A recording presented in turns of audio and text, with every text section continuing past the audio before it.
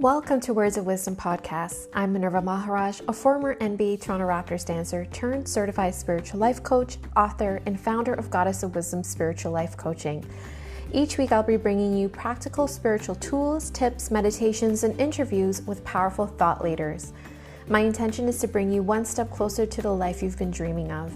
If you are joining us for the first time or have been a loyal follower, I thank you for being here. There is something in you calling out for more, so it's not by accident you've landed here. Now, let's get connected to the beautiful life that awaits you.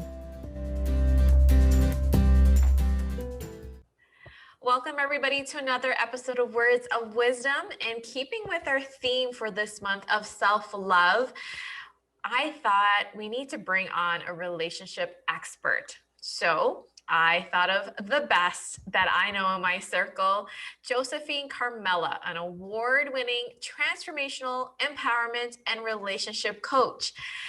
Josephine helps female entrepreneurs achieve breakthroughs in their personal growth and development by helping them successfully navigate love relationships in order to experience healthier love, harmony, fulfillment. She's a certified NLP practitioner, relationship and mind-body therapeutic coach.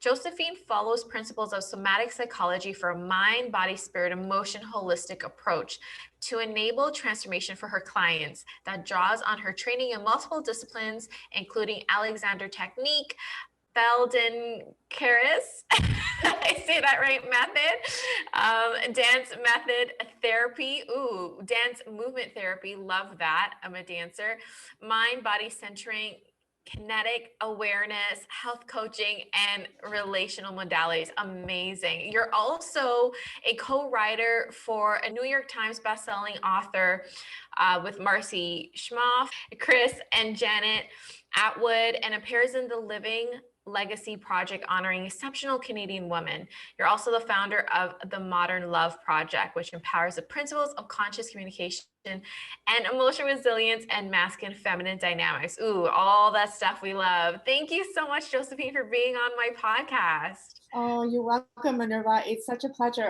I've been looking forward to this talk so much because it's literally talking about my favorite topic with one of my favorite people.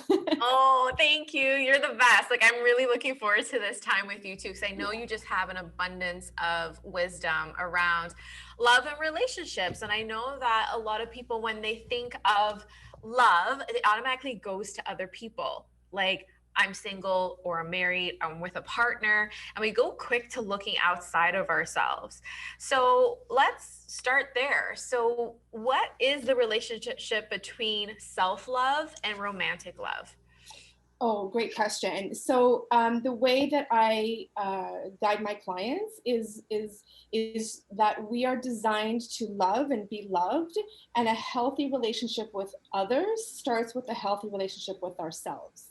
So we can't really create, like, a relationship is created. It's not something that, we think, okay, we're lucky to meet the one and, then things just sort of flow. No, relationships are meant to stretch us, right? They're meant to like grow us. And relationships with our significant others, whether we're common law, whether we're married, or it doesn't matter, but people that we've chosen to spend, long-term connection with, they will mimic what we grew up with because of that bonding, that bonding experience. So what will happen is that we will get triggered with things that we haven't healed in our past. And it's that person is actually acting as a mirror for us. So, if we take that perspective where, these triggers, I mean, it's totally different when we're talking about abuse. Abuse is a whole other subject, right? With that, I'm like, put your roller skates on and run. Yeah. But when we're talking just about like the normal living day to day, we will get triggered. And so it's an opportunity. And I talk about creating a relationship. We are the masters of our relationships because we can create them in, moment to moment. We create, like, these power couples that we see, those relationships were created consciously. Right. So we either create what we want or what we don't want in our relationship with our partner.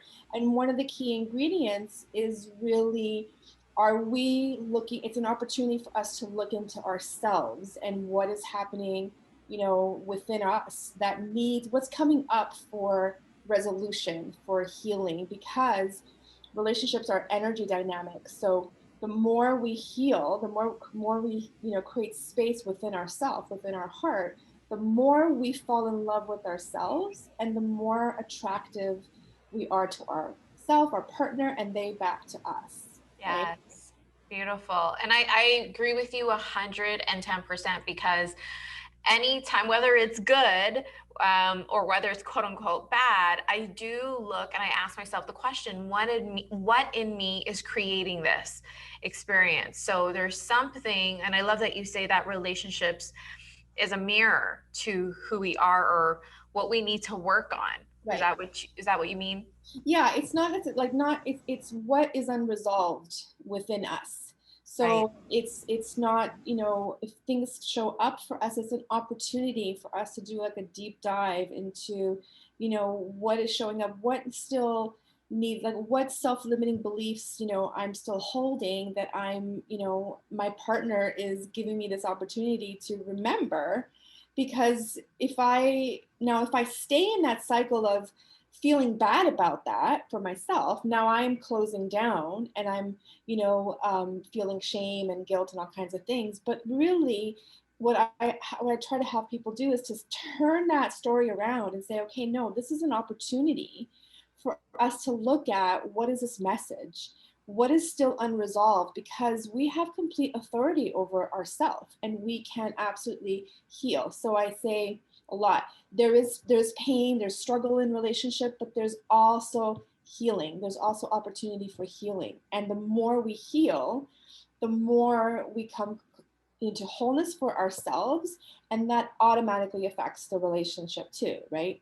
Right. Another question I get a lot from especially women that show up is, my partner doesn't want to come and do this work with me, and so therefore I can't, therefore I'm stuck. And I'm like, no, we're because we're energetically connected, one partner doing their work on their side of the street will have a positive influence, a positive effect on the dynamic. And usually the person shifts as well, right? Now, at that point, sometimes then the partner is more willing to come on board, but you don't have to start with both of you on board. Right. So so many questions are coming up as you're talking about this. You're just so wise.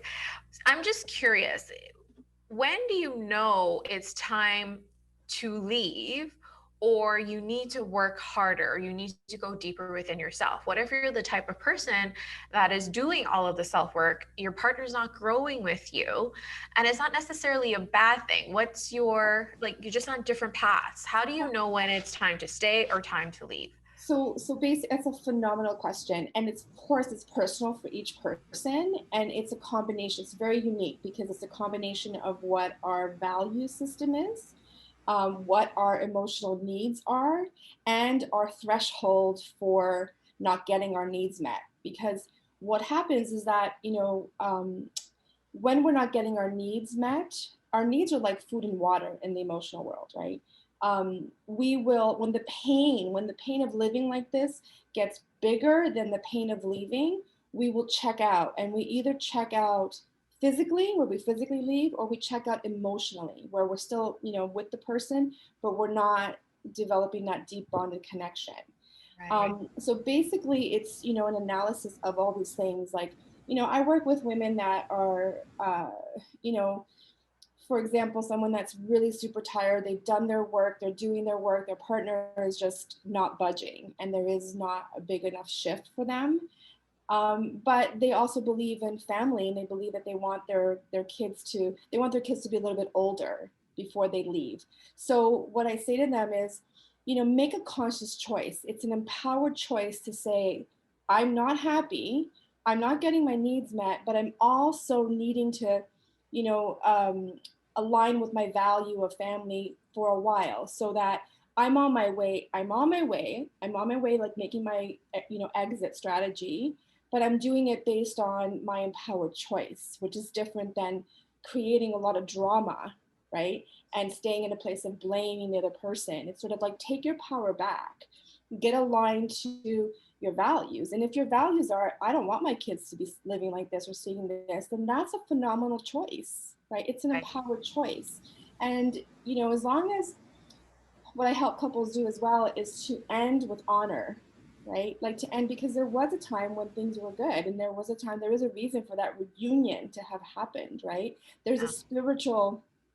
a spiritual coming together. And because, things are not going well, it doesn't mean that there wasn't, respect at one point, there wasn't love at one point. So why do we have to end things in an unhealthy way? So the Right. transition can be, a conscious transition, a healthy transition, right? Yeah, which I think is how it quote unquote should be, because I feel like if you don't end it in a healthy, conscious way, no matter what happens, you carry that within the next relationship. That means you're not looking within yourself and not growing from it, but possibly repeating the same type of relationship. Is that true? Exactly. Exactly. That's why one of the keys to look for, that's why, first of all, second and third marriages or relationships have a high, separation rate as well, because we don't clean up the past, right? We don't do our work in, analyzing what went wrong, like why didn't that work for me? And we just, have this belief that, okay, someone new is going to make it better. And it's like, this sense of our soulmate will complete us, right? Our soulmate relationships are sometimes really challenging, Challenging. right? They push us Yeah. to just to grow, because we're designed to grow. So absolutely, that's why the more we look at what's happening within ourselves, right? This is one of the early signs that we could have complete control over. If we haven't done our cleanup work, let's say, Yeah. and we're kind of starting to notice patterns again, or we're starting to feel certain things the same way, it's often not about the other person. It's what we're experiencing within ourselves. It just shows us that we have a little bit more work to do, right? So perspective is so important, right? Not to get lost in the emotional drama of, he's doing this or she's doing this to me, or it's, that's more of like giving your power away. What Yes. I help people do is to step into their power and take that back and do their, be in their own higher alignment. Yes. Ooh, love it. So I'm just curious, how did you get into, or how did you become so wise in this area? Is there a story you can share with us? Is it personal experience? Is it something you observed? Yeah, so this is a really great question. For me, I think that from the time I was 12 years old, I knew that I didn't know it consciously, but I had an intuition that, my path was to help other people in understanding relationship dynamics. I was fascinated by how men treated women and how women treated men. And I grew up in a Italian Canadian background where there was a lot of uh, very lively conversation, and there was women at that time were not treated in the way that we're experiencing today. I mean, we still have a long way to go, but as a little kid, I was fascinated. And then I started working at a global company where I traveled around the world a lot, and I was just fascinated by, well, how do Danish men and women interact, and how do Greek men and women interact, and how do people in America, and it was just became this fascination for me. I also thrived from a very difficult, challenging 20-year relationship where I had to learn to step into my own power. And everything that I teach came from that experience. Everything that, unhooking from the drama, unhooking from feeling like a victim, and stepping into, my sovereign power around that. And then it just started attracting other women that were going through the same experience, and I was able to share actual like solid tips and tools on how to move out of that. And then I just realized that this is my calling, which I kind of knew from when I was very young, but it all came together when I was older, and I knew that I needed to deep dive into studying this. And I've been literally studying this for I would say a good 20 years. Yeah. Amazing. I love that you are so tuned into your intuition at such a young age. Plus, I love that you use that word thrive from a 20-year relationship. Just that just shows, the gifts in something that most people may deem as a challenge or failure or as a negative experience. That's so Exactly. beautiful. Exactly.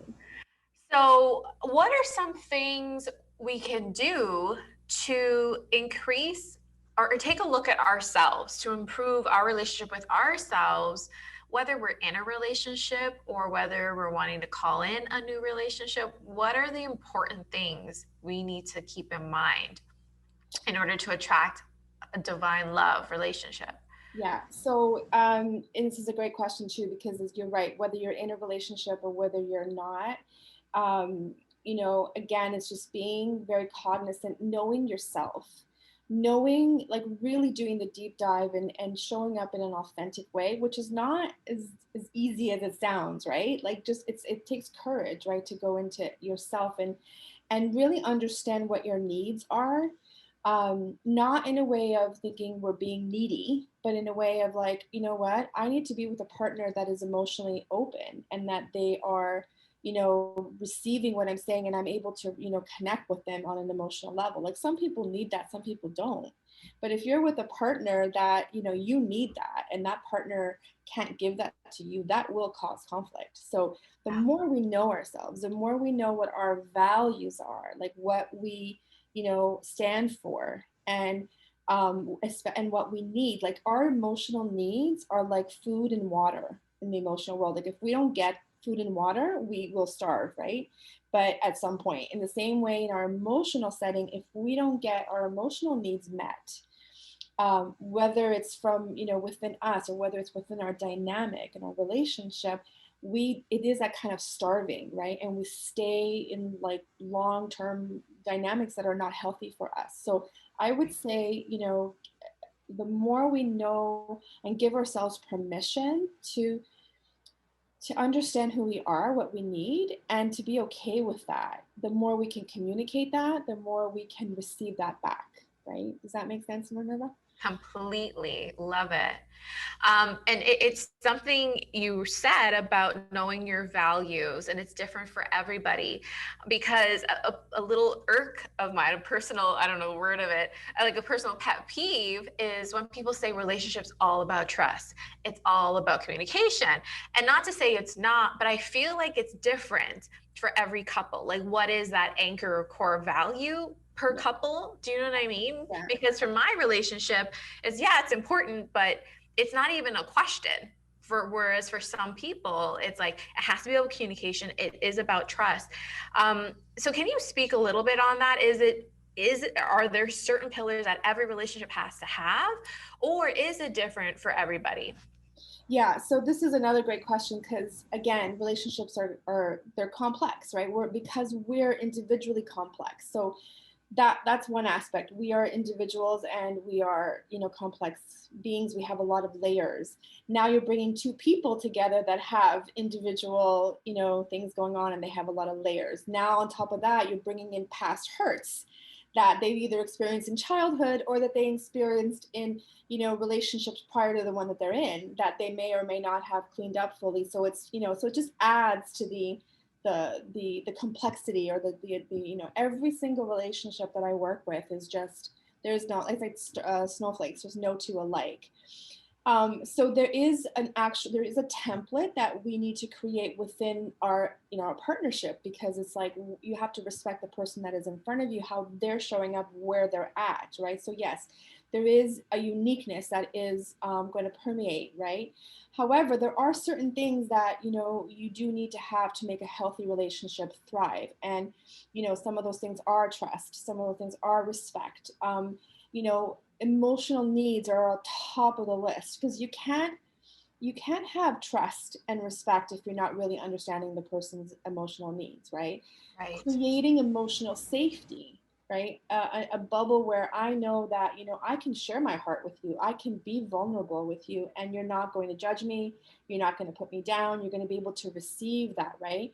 Like Right. we're talking about creating conscious relationships, right? We're not talking about just you know uh, just being okay with status quo, right? We need to change our what we look for. You know, we've been told lies. We need to look for higher standards in relationship, which means that, you know, we show up differently, right?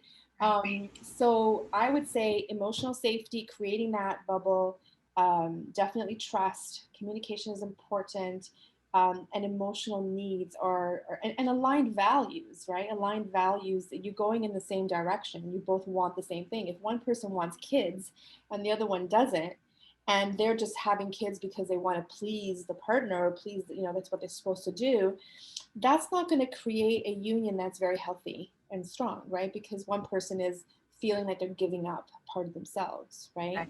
So again, we always come back to self. We always come back to, like, you know, who are we, and giving yourself permission. Like, you know, we don't have to have kids if we don't want to.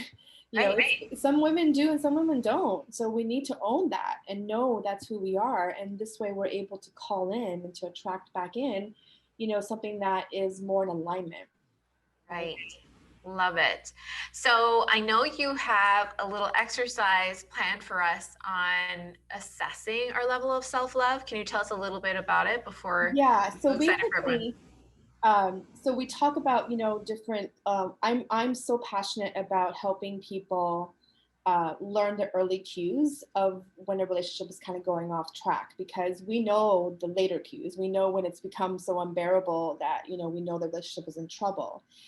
But, you know, we need love. We're born to love and be loved. So the more we can, I always say prevention is better than, you know, doing damage control. So there's a bunch of things that, you know, we need to look at that can show us whether we're kind of going off track. And then if we stop it, then we have a much better chance of keeping that union intact and keeping that union healthy, right? And if I'll just go through some of those. There's 7. There's 8, but there's 7 that are, you know, about the other person, and then the 8th one is really the one about ourselves. So for example, you know, your body language, like, are you noticing that, you know, your body language is shifted, right? They're micro shifts that, you know, I'm not open to my partner as much as I used to be. Like, when a couple comes into my office and they sit the same way, they cross their leg the same way, I'm like, their body language is still attuned to each other, even though they're fighting, right? But sometimes it tells me a lot, right? So having that awareness with yourself, like, how is my body language towards my partner? Is it open? Am I, like, protective? That gives you small cues, right? If you avoid time together, if you start to, like, find other things to be more important and you're no longer, you know, wanting to spend time, that's a cue. Being judgmental, you know, of the partner, of the person, of, you know, what they're doing. It's judgment has a heavy energy, right? If you're squabbling about little things, those little things are never about little things. They're always about something deeper. Yeah. If you find yourself lying, like lying about, like, you know, little things that, you know, it erodes the trust, erodes the transparency, right? Not communicating about, you know, problems that are showing up, where we just, like, ignoring them and pushing them under the carpet, you know, hoping they'll go away, but not either because they've never gotten resolved in the past or because you avoid the conflict, but it's going to create kind of like a habit, right?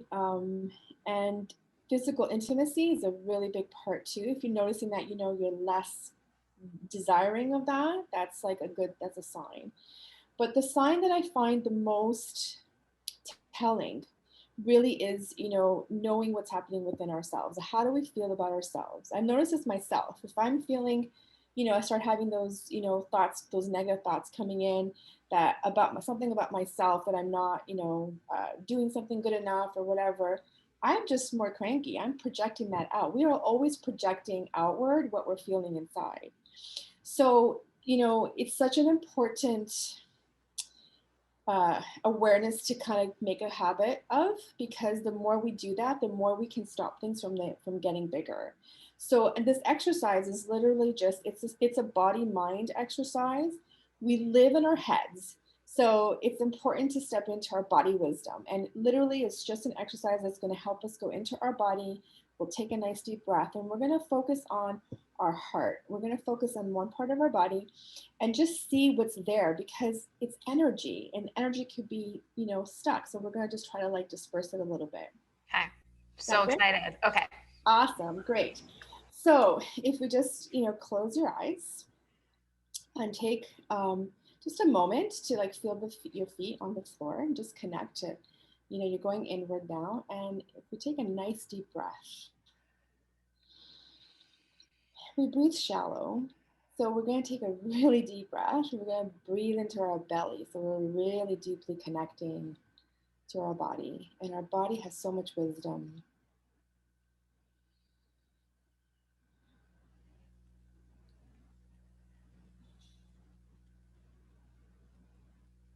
And we'll take one more in your own time, another deep breath, and you'll notice that your voice might change, or you just start to feel more relaxed. Just allow that. Just take some awareness around that. Take another nice deep breath into our belly. Good. And just bring awareness and attention to our heart area. And you can do this with any part. Your body is wise and it will guide you to the places that need some attention.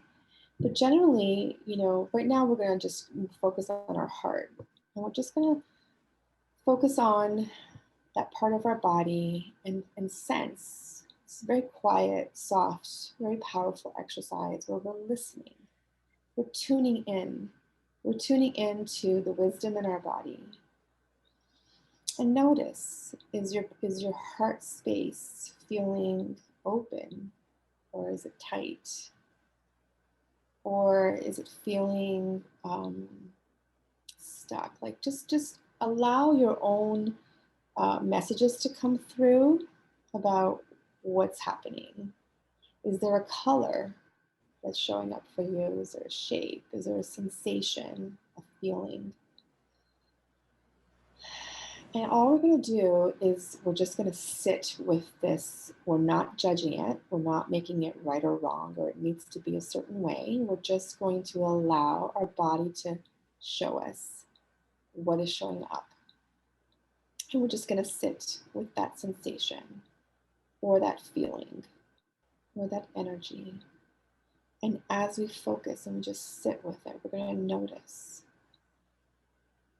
And I'm going to give you some time. I'm going to stop talking and just allow whatever needs to show up to show up. You'll get messages, you'll get sensations. It might feel like your energy the stuckness is sort of spreading and opening up. It might feel like it's getting stronger.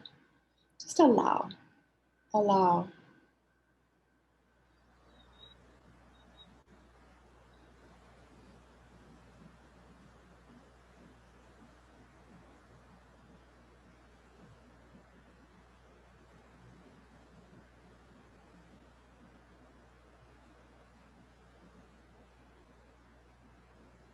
Allow any shifting to just happen. We're surrendering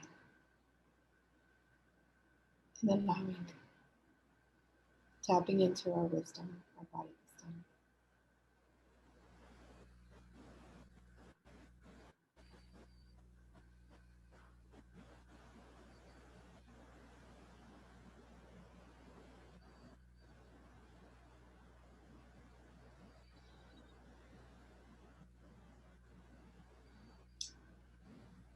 Now, I would normally stay here longer and have my clients stay here longer, but for the sake of timing for this recording, we can just start to pull back and come back into our space wherever we are. Come back into let's start from our feet and just, bring our awareness from our feet up into our thighs and our knees and our bellies and our chests and our shoulders and our face, and just take another quick breath and open your eyes whenever you feel called to do that. That was beautiful. So good. Do you want me to share what came up for I me? would love to hear that, Minerva. Absolutely. Well, it was a good feeling because my heart space felt pretty open. I was seeing some light green, but I wasn't sure the color. And it felt airy, so spacious. And then the message was that I need my own love. And so, just I'm pretty good at that, but you all need a little check-in. So it's just Absolutely. like, okay, like I love and accept myself exactly as I am. And that's one of my favorite quotes ever or affirmations ever. And it just, as I was saying that, it was just like, oh, it's just feeling so good because I've been feeling so much love and excitement for so many things in my life, but sometimes we forget to give it to our own selves. So that felt very nurturing. So thank you for that. And that's, I love that word. That's the whole point, is that it's nurturing. You know, we spend so much time in that doing mode and that doing energy, and the beingness, right? There's so much wisdom within. It will literally guide us. I've had, women tell me, or my clients say, I didn't realize how hurt I was until I tapped into my body. And Yes. my body was literally like, I felt like it was like holding on for dear life. And so that's such important information. Though that information is the seeds for your healing, and the seeds for your growth and your evolution, right? So Yes. within is always a great place to start. And simple but very powerful. Like, we would, if I was in a session, we would stay here, we would go through the whole body. We could stay here for like 20 minutes, 30 Yeah. minutes. But this is something simple that anybody can do, and just tapping in and learning to tap in quicker, you Yeah. can see that it prevents things from, like, if you're, let's say, like in your heart, you're feeling like really blocked and you're protective. Well, you're going to be living that, with yourself in your life, in your with your partnership, right? And the person doesn't know what's going on. So sometimes just, having some awareness about how you're showing up will give you the seeds to break that energy open, and you can, call the person back in, and then have like a beautiful vulnerable share, which brings you closer instead of further apart. Yeah, I love it. It's so interesting. I don't know if you created that, but I do something exactly like that in terms of tuning in with my clients and tuning into our body, our own body wisdom, because I truly believe Yeah. we have the answer within. And like you mentioned, we always, we look outside of ourselves for the answers about relationships or someone else to fix it or what's going on or someone else's fault. But we really hold the answer within. And if we have like a blocked heart space or holding any resentments or hurts or pains, that's going to reflect outward. So the healing really does start within and just gives us so much guidance. Yes, I love it. And I'm so passionate about, I mean, love is worth fighting for. It's, because we're designed to love and be loved. Like, we're social beings. That's why COVID is so hard, because we're not able to connect with people. It's like, Yes. it causes so much stress because we are social. Doesn't mean that we need to be in a relationship. I mean, some people are very happy without, but the point is that we need love and we need connection. And so, and the world needs more love, and we need to be more in love than fear. So I believe love is worth fighting for, but in the right way. Like, it's not about fighting with the person. It's just about, taking a stand for it, taking a stand. And, I always say, like, don't give up on love, just learn to do it better, because no one taught us how, right? We kind of like have to teach ourselves now, right? So Yes. Oh my goodness. I could listen to you talk forever. This was so insightful. It's so beautiful. Just what honestly our hearts needed, especially for the month of February. So many beautiful reminders. So thank you so much, Josephine. I'm just curious, do you have anything coming up you'd like to share with our audience? How can they get in touch with you to work with you?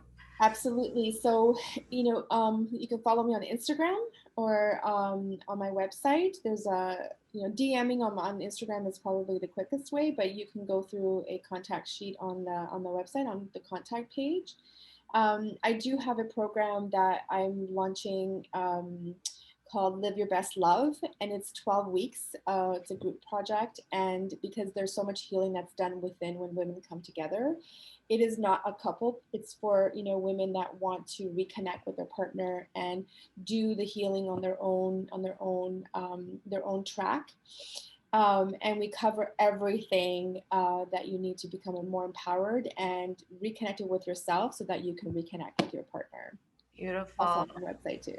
Yeah, so we're going to link all of Josephine's information and Instagram on our page, goddessthewisdom.ca/podcast. And before we go, Josephine, would you be up to do a quick lightning round with me? I like to ask like wildfire questions, and Yeah, let's do it. you just feed back the first word or sentence that comes to mind, okay? Sure.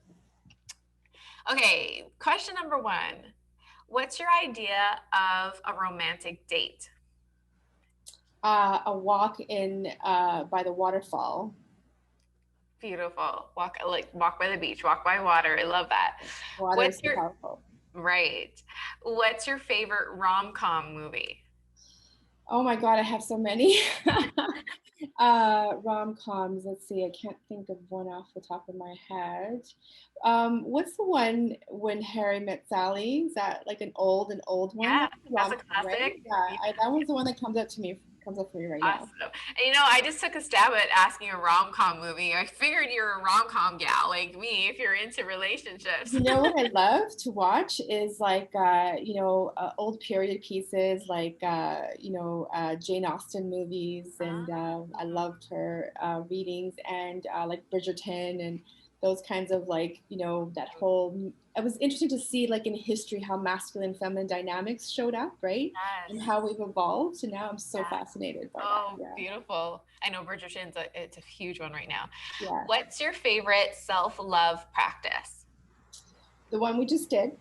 Okay, beautiful. But I would say taking, a beautiful bath with, candles and music, and really setting up a space where I just go in and I indulge. I have music on because like sound therapy is so healing. And I always reconnect with myself. I reconnect with that part of me that is, so authentic and genuine, and it helps me bring her out into the world a little bit more, because it takes courage to be your authentic self out there, right? Yes. Yeah. Yes.